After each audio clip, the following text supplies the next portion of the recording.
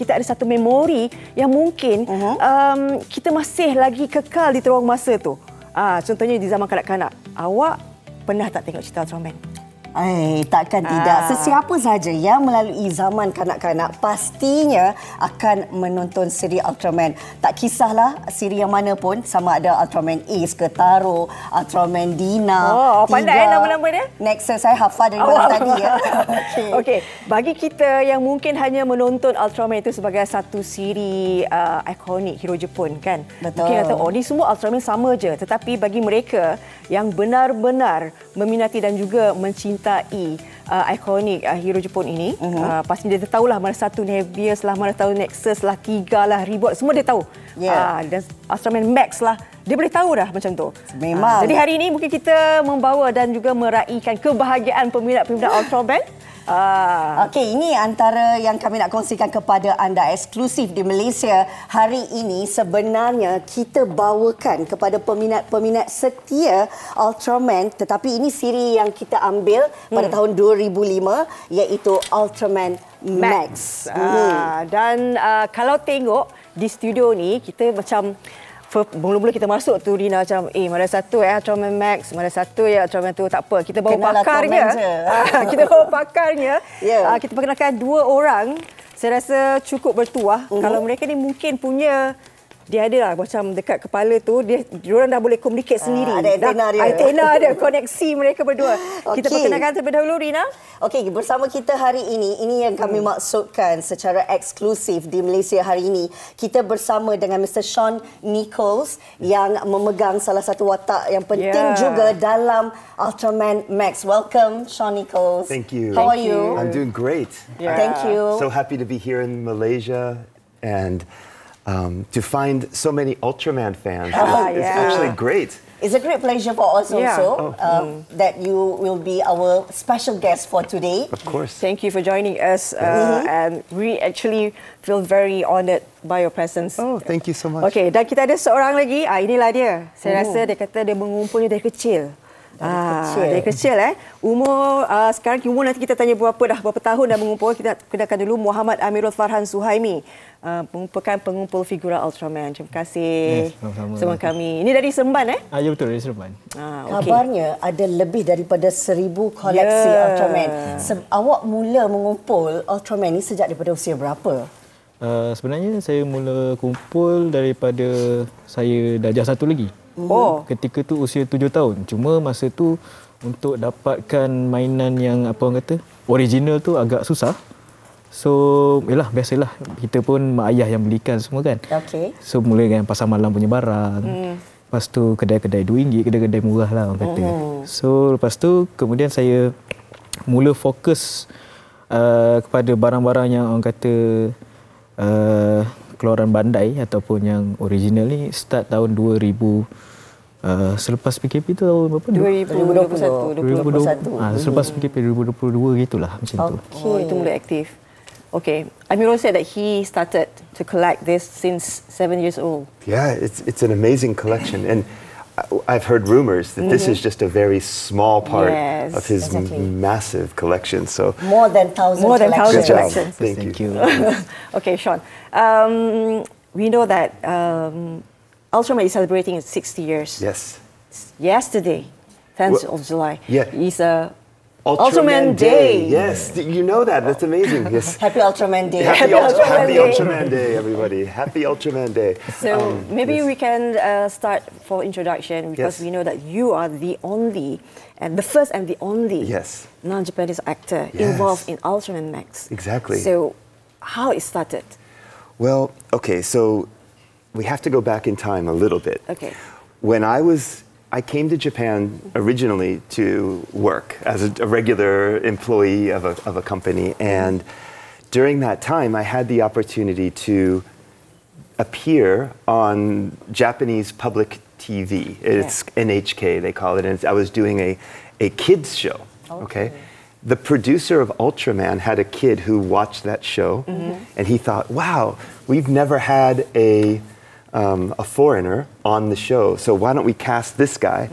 And he's the producer, right? So he didn't tell the director, He didn't tell anybody, but he just had me show up to the audition.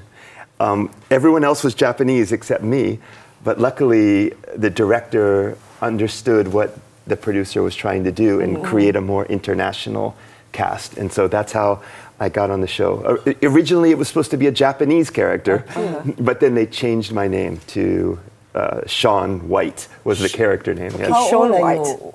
How old am I now? Or at that time? Yeah. So that was 20 years ago. So now I'm 52. So that was young, no worry. 30, 31, something like that, yeah. Okay, we have a few collections in front of you. Yeah. So maybe you can show us if you know which one is Ultraman Max. Okay, well, of course. Ultraman Max, he's standing right here in front. That's him right there. So. Okay, betul Miro? Betul. Oh, So what about the others? Do you know the name of them? Well, so we've got two Ultraman Max. So thank you for representing. And then the other Ultraman that was on the series with Ultraman Max was Ultraman Zenon, right here. Zenon. Yes. This is Zenon. Yes. Okay. And then when it gets to some of the newer Ultramen, like these guys who are like black and really cool looking, I don't know, you're going to have to help me with these names. Mungkin Amirul, dia sebenarnya Ultraman dia ada siri-siri yang macam official and unofficial kan? Dia punya betul. keluaran tu. Betul. Ada yang contoh Ultraman tu just hanya pada iklan saja. Ada yang mempromosikan gula-gula dan macam-macam lah. Ada banyak. Okay.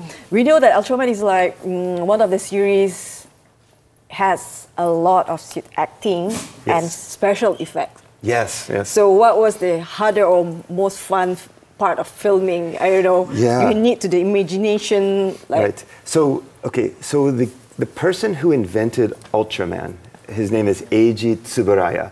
He used to work at a company called Toho in Japan. They're very famous for Godzilla. So he created this way of filming called tokusatsu, which makes a regular-looking guy in a suit look like he's 100 meters tall, right?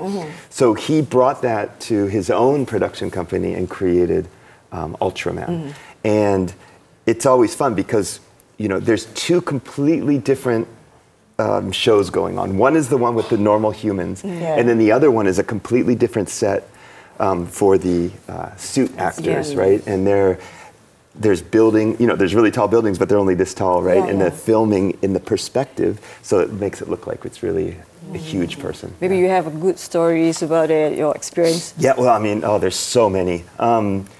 The set, see, the thing is, because there's two complete sets, we don't really interact a lot with Ultraman on the set, right? Okay. But we have to pretend like he's there.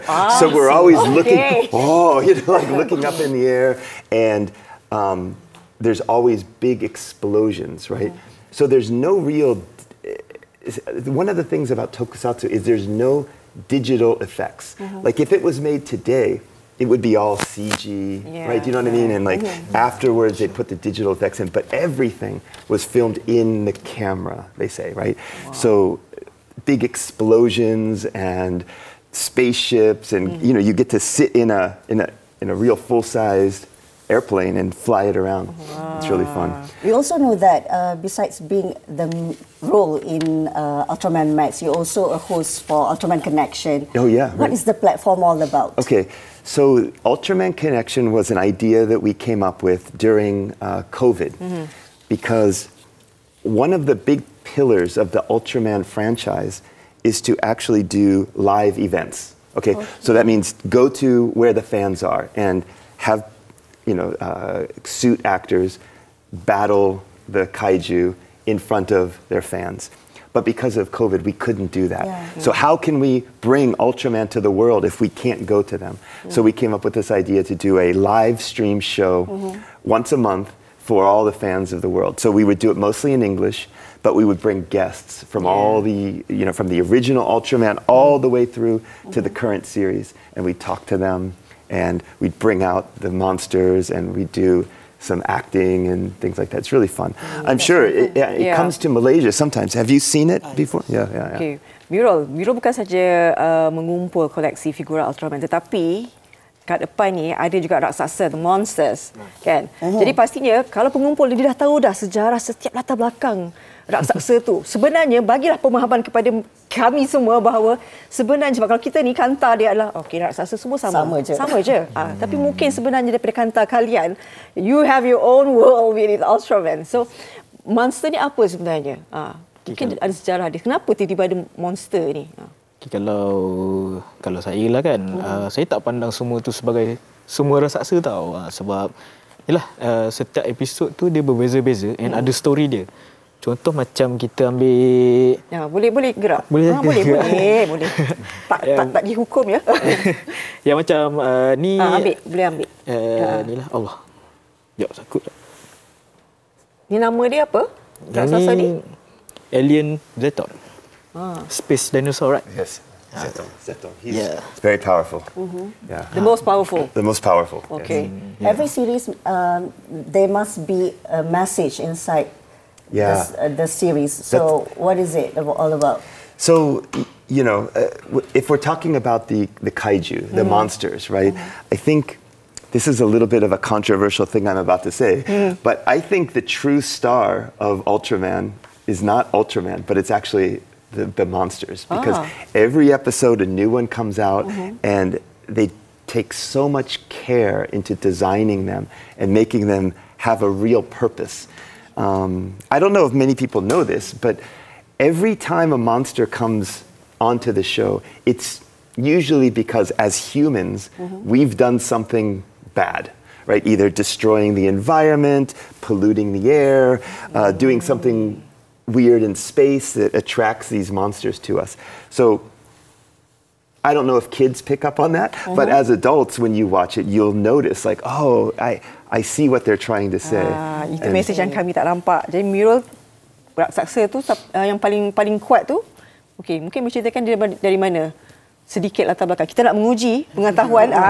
Okay. Sebab dia pastinya macam Sean sentuh tadi kan, ada sahaja yang menyebabkan kenapa munculnya raksasa dalam episod tersebut. Ceritakan sikit latar belakang dia tu. Kalau yang ni first kemunculan dia dekat series Ultraman yang pertama lah. Okey. Dekat episod akhir. Dia biasa alien ni tak lain tak bukan nak takluk bumi lah. Nak takluk bumi. Yang ni memang alien. Ya betul, alien. Dia dari inilah angkasa dan sebagainya. Yang dari bumi? Daripada bumi kita ada tu Gomora. Ya, saya boleh ambil. Kita tak tahu. Gomora. I don't know which one is Gomora. Right in the middle. This one? Yeah. Okay. Apa pula masalahnya? Gomora. Yeah, I think Gomora came, you probably know better, but it came from genetic experiments that humans were doing on animals, and then he came out of that. Is that right? Yes, I think that's right, yeah. So, again, something bad that the humans did caused this monster to come out. Now we know. Yes. You see, Amirul, one is the loyal fan in Malaysia. How do you see the fandom growing outside the Japan, especially in Southeast Asia? Yeah, so I work, like I said, remember I was doing that show called Ultraman Connection Live to try to attract, or at least keep the community connected to Ultraman during that hard time.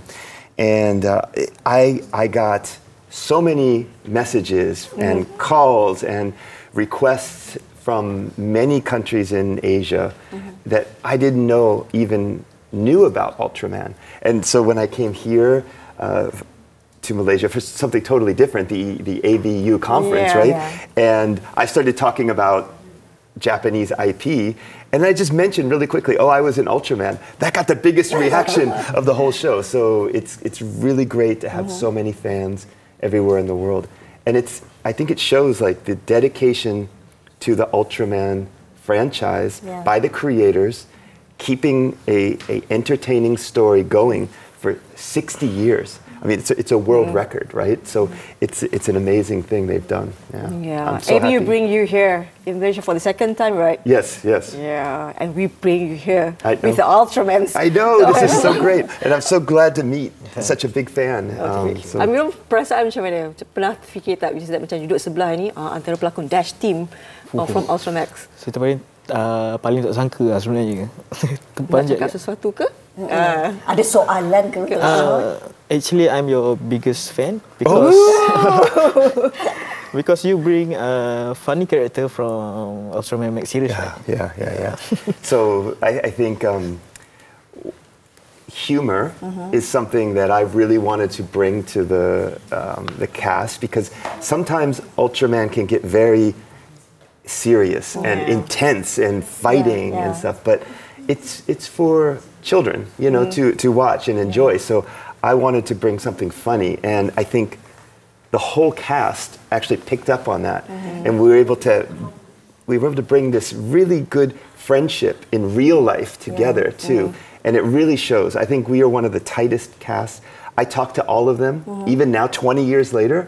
We meet every day, not every day, sorry, every year at least one time, and it's really a good cast. Before we end, is it true that you're also a stand-up comedian? Yes.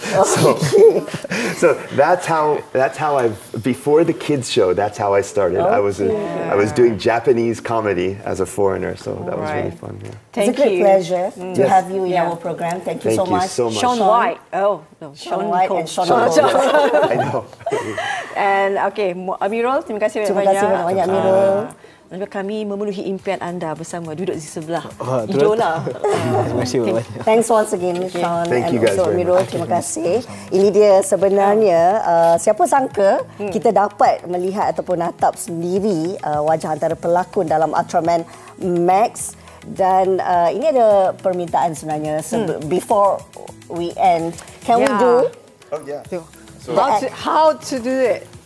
Okay, so We really need to- hold one arm up and bring the other arm over Okay. like this and say swatch. Swatch. Swatch. Okay, another one. Okay. 1, 2, 3. Swatch.